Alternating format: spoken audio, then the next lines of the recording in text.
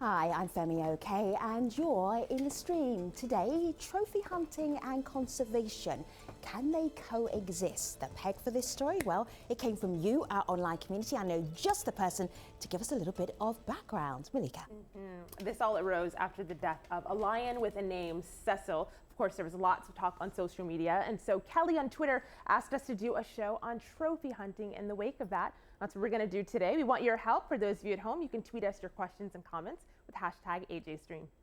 Now, Cecil is now infamous because he was a lion killed in Zimbabwe. On July the 1st, the American dentist Walter Palmer paid $50,000 to lure Cecil out of a wildlife reserve to shoot him with a bow and arrow. The lion's head and skin were removed from the body as trophies. Cecil wasn't just any big cat. He was the leader of a pride of lions and tracked by researchers studying the endangered species. So when he was killed, people noticed, and then some. They definitely did, and it led to a hashtag online, that hashtag Cecil the Lion. Well, it went viral with close to 1 million mentions. Also trending, hashtag Walter Palmer, you see it there. That's the name of the hunter and the dentist, Femi.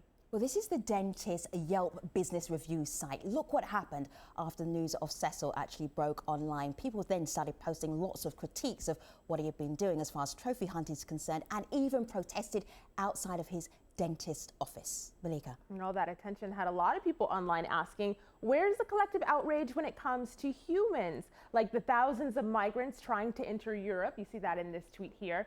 And in the US, Twitter users put the outrage over Cecil in the context of police violence towards African Americans. You can see all of those tweets. This is one that went pretty big. I'm going to start wearing a lion costume, so if I get shot, people will care. That's from writer Roxanne Gay on Twitter. Now that sentiment also led to a hashtag All Lions Matter. People were using that to mock some of the common arguments used in conversations around police killings. Like this tweet here. Let's not forget lion on lion crime kills more lions every year than rogue dentists. That's from Amr on Twitter. Femi. So Cecil's death has focused a lot more people's attention on conservation. Take a look at this campaign that got quite a boost from what happened to Cecil. This is something called Projecting Change. It's about endangered animals being extinct, and there you can see projected onto the Empire State Building Cecil the Lion. That gives you a little flavour of what was going on in social media. But today we want to go beyond that story. So with us to discuss the balance between conservation and trophy hunting, we have via Skype in Nairobi, Kenya, Paula Kahumbu. She is the CEO of Wildlife Direct.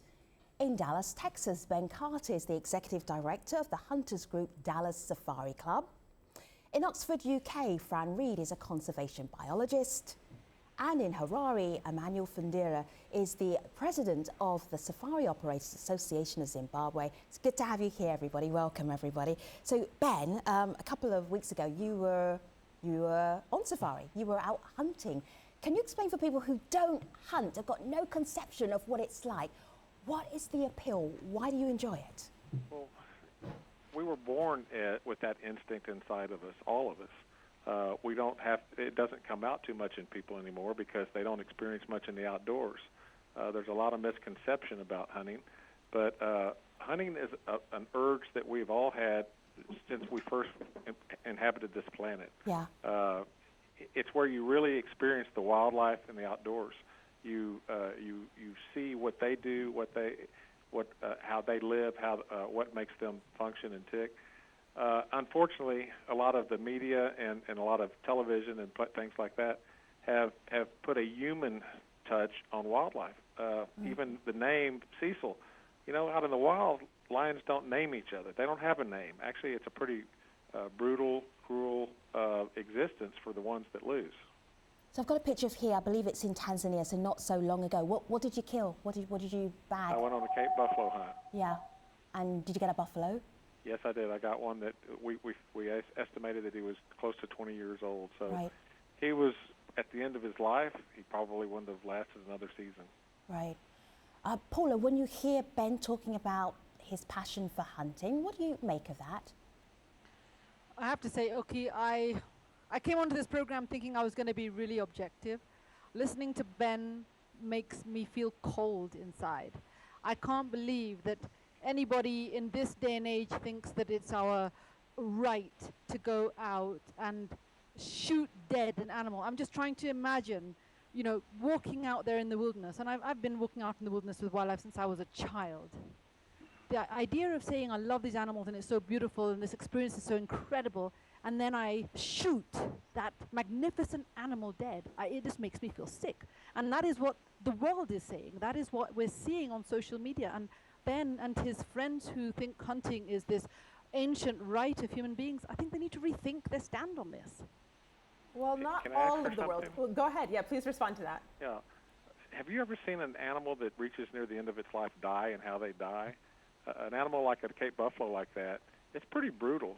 A lion or leopard may find it, and they start eating his flesh. They start eating his flesh before he's dead. Too. Okay, he starts eating his flesh Give before us the they're right dead. to kill Okay, them. it's a much more humane way for them to end their life than to be eaten alive, and that happens when they get to an older age. Okay. People have got to have I'm a sorry, realistic but you know. understanding. Go ahead. Okay. I think Ben knows as well as everybody that hunters are generally not going after ancient, old, decrepit That's animals. not They're going true. That's a after total animals falsehood. in the Have prime you ever of their hunted? life. Have you ever hunted? Then how can you make a statement like that? Because you don't know. You're making Well- an assumption, and you're painting everyone the same way.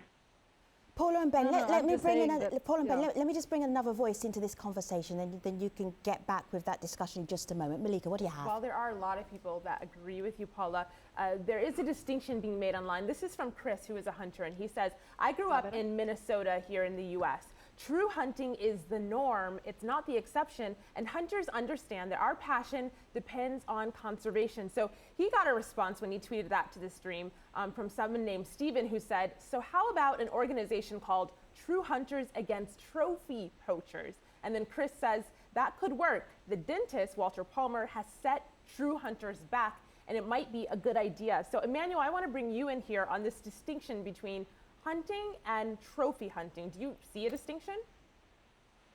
Yes, I can make a contribution. It's very, very interesting, the comments I've heard so far. I must say, talking from experience in terms of what we achieve and we have achieved successfully in terms of using hunting as a conservation tool. What you've got to realize is that in Africa, in Zimbabwe in particular, where I'm calling from and where I represent the safari industry, is that there is a lot of human and wildlife conflict which exists in this environment, where in most cases people have got to bear the brunt of living with wildlife in their neighborhood to an extent where all their animals, including cattle, are destroyed by lions and by other predators. Not only that, even when they try to go into formal agriculture, all their cropping are destroyed by elephants. So what we decided to do, or what the government of Zimbabwe decided to do, was to take into consideration those aspects and remove the conflict by placing value on that wildlife. And how did we do it? You place value by ensuring that you protect the wildlife and only harvest that wildlife sustainably and plow back that revenue which comes from wildlife utilization back into the community. This is really interesting. We have a situation in Zimbabwe where we have 800,000 families which directly depend on wildlife utilization. And that's very significant on a population of 13 million people. So it's an aspect. What do you mean by Emmanuel? Can I just ask you, wildlife utilization, is that another word for hunting? What does that actually mean?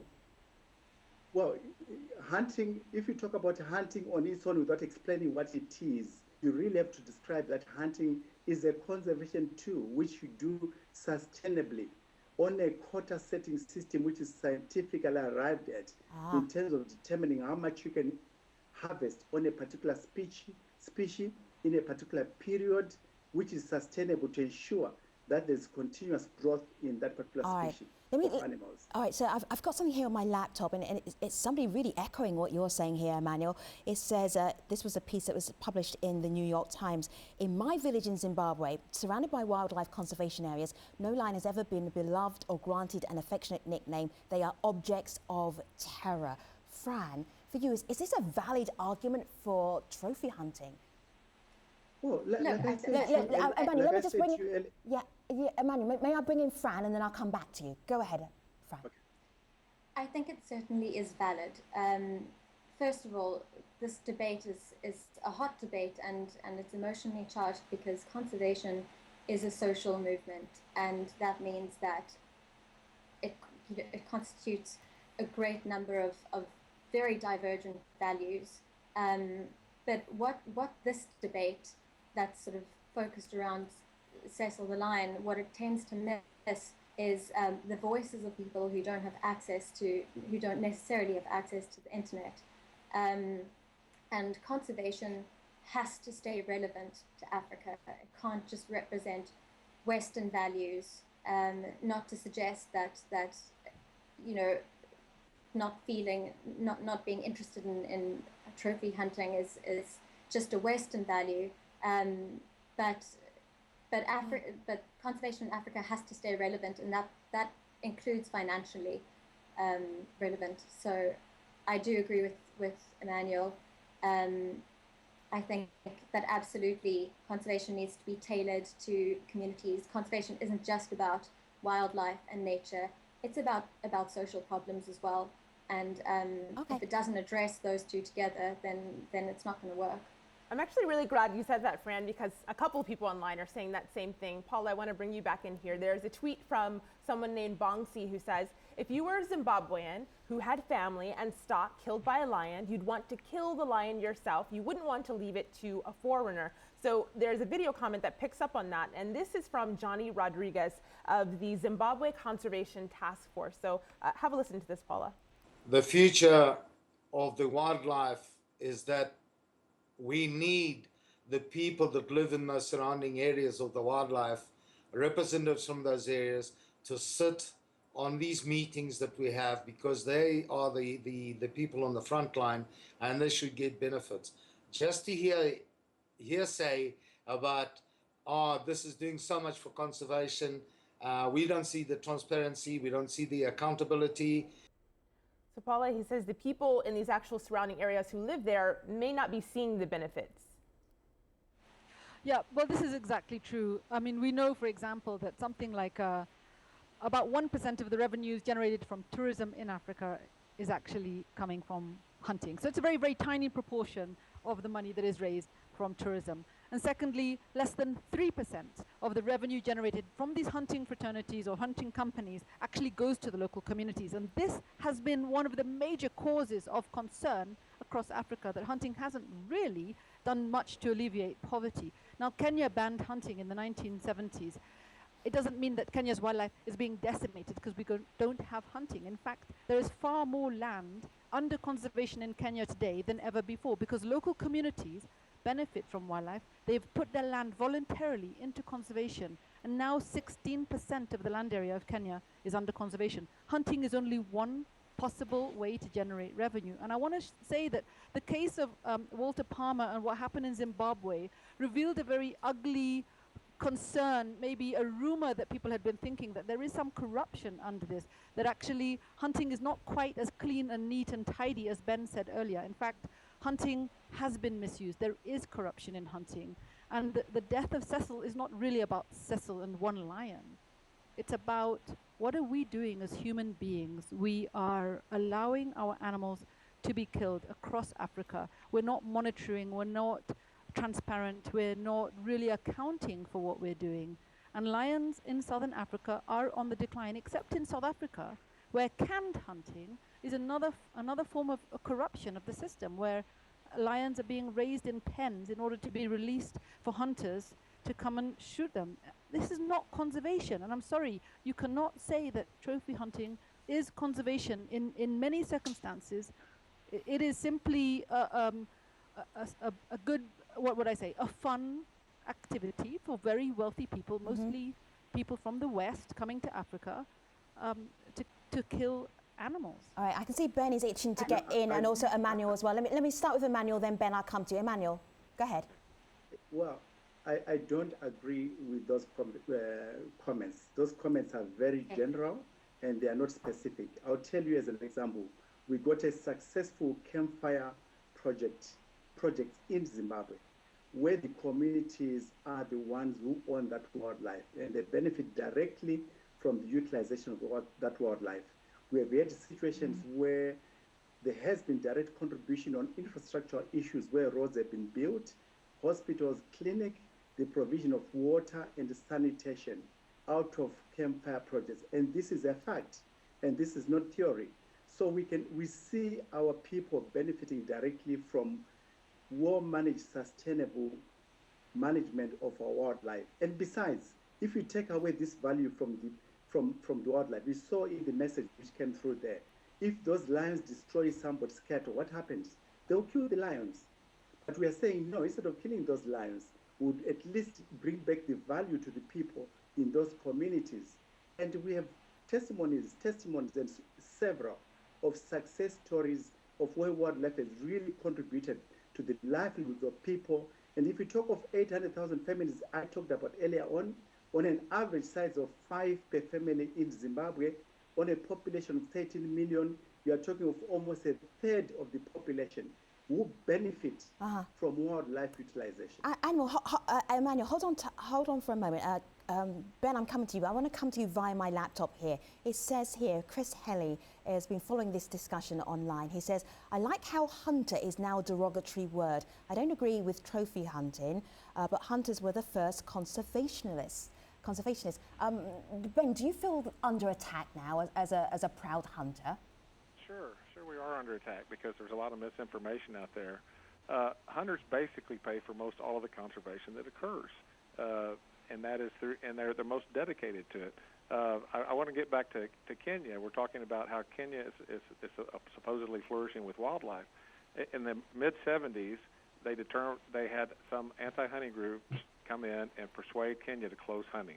At that point in time, that was the most game-rich country in Africa. Since then, at this current time, they've lost 75% of the wildlife they had at that same time back there. Now, that's great that they're putting conservancies in the country, but they've already lost most of the wildlife that they had 40 years ago. Sustainable use hunting, which is very similar to the North American model of wildlife management, where if you manage wildlife properly, you have a surplus. That surplus can be used to hunt, and it's mostly going to be mature specimens that are no longer contributing to the gene pool. They've done that already. The money that's raised for that can pay for the wildlife management. A lot of the countries in Africa don't have extra money to spend on wildlife management. Hunting pays for that through hunting fees, through the concessions. The communities that live around the hunting areas are usually hired by the safari companies to work for them.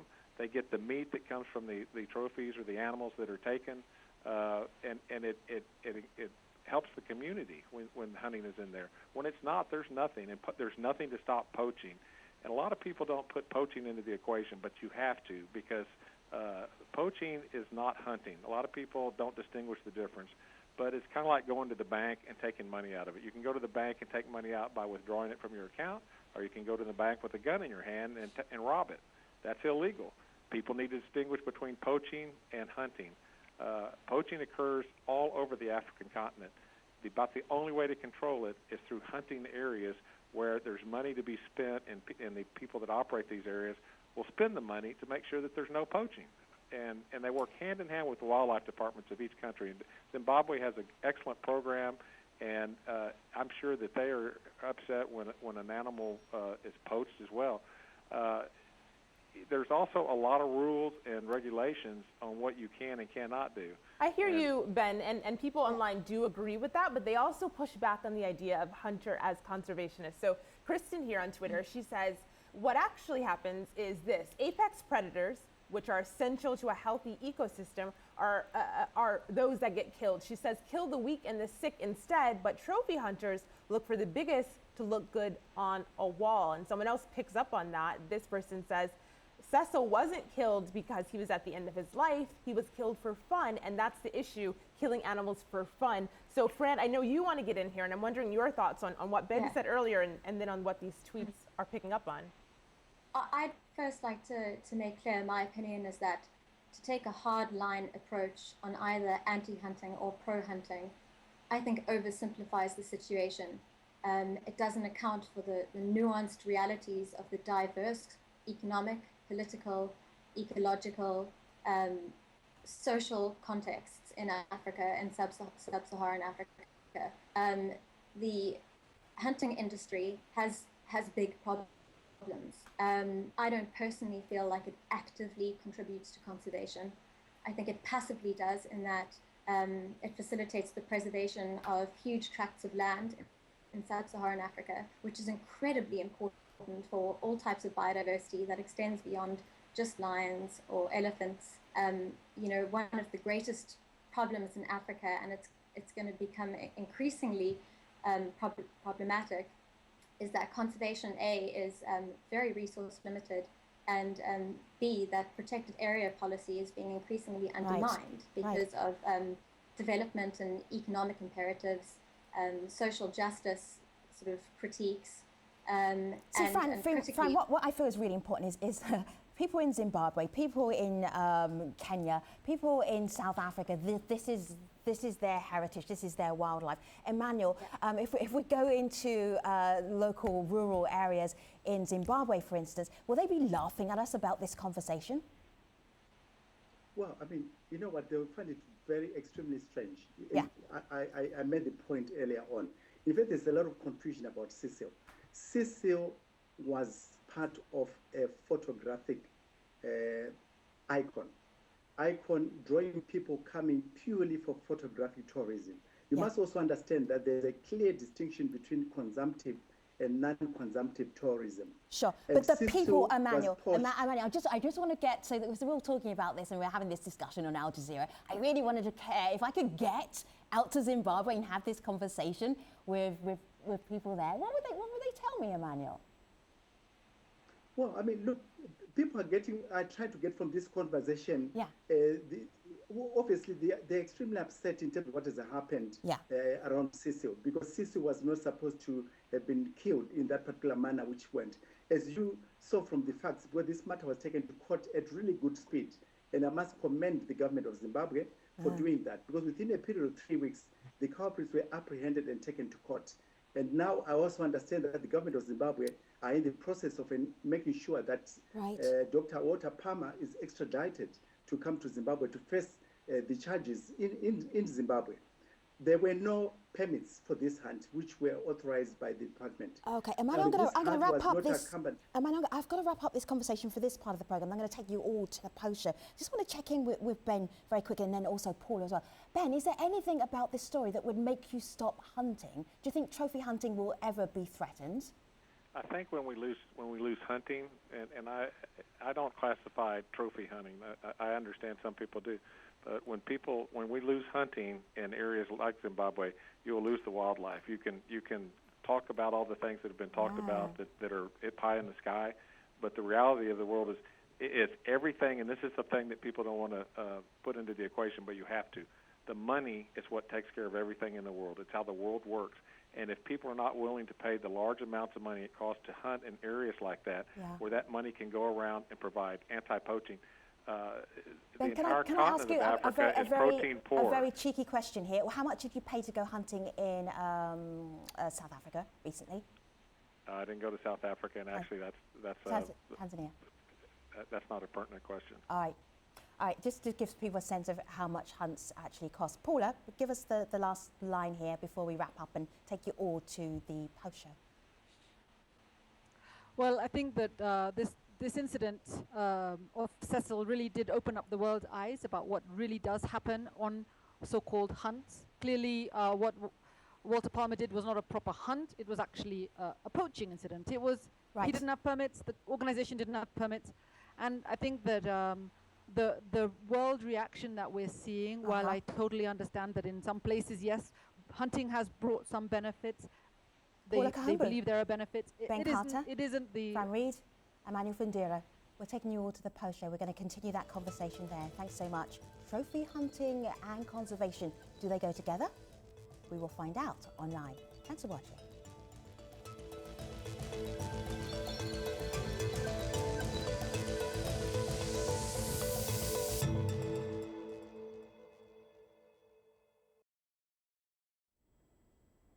Hello, welcome back. This is the Streams Online post show. Paula, you were in mid-thought there. Finish your thought. Yeah, I was just saying that I think that the issue of what happened to Cecil reveals that there are some untruths that are being stated about the hunting industry in Africa and the impact that it's having on our wildlife. We know, for example, that the hunting of rhinos in South Africa has actually been a cover for a massive poaching epidemic, and last year South Africa lost over 1,200 rhinos. And you know, Ben said, well, in Kenya they've seen this epidemic of poaching. Well, it's not true. Last year Kenya lost 30 rhinos versus 1,200 in South Africa. I think that what happened to Cecil has opened the world's eyes, and it's really shined a light on Africa and what is happening. And where is the money? Is the money really making it to those people on the ground? I don't think so. I think there is a wildlife crisis, and I don't think hunting is the solution. I think there are many other solutions. When we talk of Africa's wildlife, it is not just for the sake of Africans. This is global heritage. The world has a joint responsibility. It's not just up to a few poor Africans who have to sell the lives of those animals to some rich hunter from America in order to keep them alive. I think that's an extremely, unfair way of dealing with conservation on the continent. I tend to agree with Paula. The hunting industry cannot just lay claim to having conservation interests and to benefiting conservation. It has to account for those claims. It has to have proof of them. And with all the problems that we're very aware of, that even big questions. How sustainable is the offtake? When there's corruption involved, it's very difficult for any of us to be totally aware of whether that offtake is sustainable and whether hunting practice is in fact legitimate. I mean, how regularly is something like the Cecil case happening? There's also the fact that the legal exploitation of wildlife trophies facilitates to some extent the laundering of illegal wildlife products. And as Paula said, where is that money really going? When Ben says that the hunting industry contributes X amount to the finances of conservation. So Fran, you raised some questions. I think Emmanuel wants to answer them. Emmanuel, go ahead. Well, yes. In fact, I would really take this opportunity of inviting Paula to Zimbabwe. We'll pay for all the expenses so that she can be able to come and see the true experience in terms of how communities are benefiting from wildlife utilization. I mean, this is really, it's an eye-opener. There are benefits and real benefits, and we really have to know and understand that there is true human and wildlife conflict which is existing in most of Africa, where people's lives are being destroyed by animals. Yeah. And we do have the same issues in Kenya. You're most welcome to come and be able to join and go, and I'll take you to communities myself, so that you can see for yourself what happens in campfire areas and how sustainable this hunting is. I mean, the hunting story is not as simple as killing animals. It's all to do with conservation and promoting people's social livelihoods, and also in terms of bringing economic well-being to those families. Can you imagine there are families who have to send their kids to school because of an elephant which has been hunted by a hunter, a client, and that surely the difference between sending your kids to school. I'm sorry. That is just not acceptable. I'm sorry, it's just not acceptable. There are other ways to send children to school other than killing elephants or killing lions. Can I we jump have in similar here? problems in Kenya, Emmanuel, and I would actually invite you to Kenya. I have been to Zimbabwe, and I would love to come back to Zimbabwe. But the truth is that there are many other ways to finance conservation. It doesn't have to be through the killing of the very animals that no one is doing that. That's really what the problem is that no one is actually doing that. You're talking about it, but you haven't done it. You haven't raised the money. You haven't spent the money. Instead, you talk on a TV show and talk about things that should happen, and they don't happen. And the real world. I'm sorry, Ben. I don't think you know me very well at all. I do spend a lot of money in conservation, and I do a lot of safaris. You may, all but across what Africa. impact does it have? Because I can tell you that the money, like he was talking about the campfires program, That is a program that hunters started, and it gives back to the communities. And without it, the communities would suffer Well, even more than they do. Conservation in Kenya pays back to the local communities as well. And in other parts of the world, they don't depend just on tourism or on hunting. They depend on other So sources guests, of just give me a pause. Guests, give me a pause for a moment. Guests, give me a pause for a moment. Emmanuel, Fran, Ben, Paula, just give me a pause for a moment. Malika.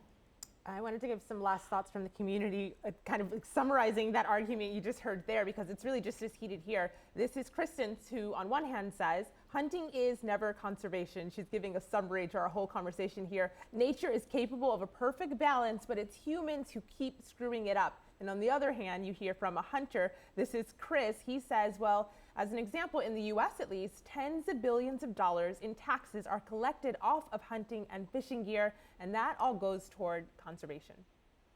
All right, this is going to go on for some time. I'm just wondering, if I can get a sentence from each of you, this would be really interesting, because I'm looking at some stories here which talk about how this one incident with this lion in Zimbabwe, have a look here on my laptop here, means that not only were people slightly outraged, they understood a lot more about trophy hunting.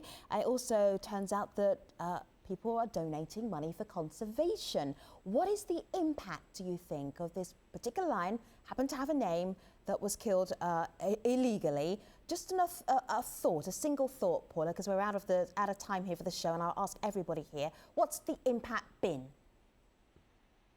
I think there's been a global awakening of one at a time, guests, and I'll call your name. Of our wildlife. One more time, Paula. I said I think that the big impact has been an awakening of the global consciousness of the sentience of our wildlife across the world. It's not just lions, it's actually the world, and a real focus on what is happening in Africa. Emmanuel, go ahead.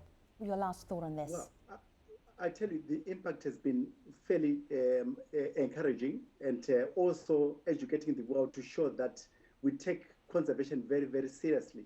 That's why these same people who committed this heinous crime were hunted down and were taken to court as quickly as possible. I mean, this is a serious matter, and the impact on the communities, I said earlier on, in terms of how much communities benefit from wildlife utilization, is something which is of serious and significant value in my country. So as a result, it's something which we need to continue protecting as much as possible to ensure that those people can benefit from the exploitation of that particular resource. Okay, all right, I guess I'm going to ask you a single thought, one line that would be very helpful, Fran, on the impact. Yeah, I think that it's brought the conservation debate into the public domain, which is where it deserves to be. It shouldn't be confined to academic institutions, NGOs, and government. It should be within the public, and that's really important for conservation to maintain its relevance to society. All right, Ben. Well, yeah, I just want to say one thing. Sustainable use, which has been mentioned before in this conversation, sustainable use is what will make it work, and that involves hunting. You can look at the North American model of wildlife conservation. At the turn of the century, we'd lost most of the gazillions of wild animals that we had in North America by market hunting. When we started, Theodore Roosevelt came up with the model, the North American model of wildlife conservation, in which if you managed your wildlife properly, you had a surplus that could be harvested, and with the money raised of license sales and excise tax on equipment, you would have a sustainable population that could always be harvested, and you could continue to have a healthy population of wildlife. This one line is supposed to be about the impact of this one Cecil Lion. So you're taking me back to Teddy Roosevelt. The one impact, what's the impact been, Ben? It's the same thing. If you use sustainable use, you will have wildlife forever. Right. Now, and it costs money to have that wildlife forever. Who's going to pay the money? Hunters pay the money through excise taxes on equipment that they buy and through license sales. It's the same way in Africa. Sure. You pay for a trophy fee that goes to the wildlife department. I would like to ask, where does the money in Zimbabwe go to? I don't hear that as an impact. I hear that as an argument hunters. for continued trophy hunting. But I thank you all the same for your time, your insight, helping us unpack trophy hunting. Paula Kahumbu, Ben Carter, Fran Reed, and Emmanuel Fundira, thank you for being part of this conversation on the stream. Take care, everybody.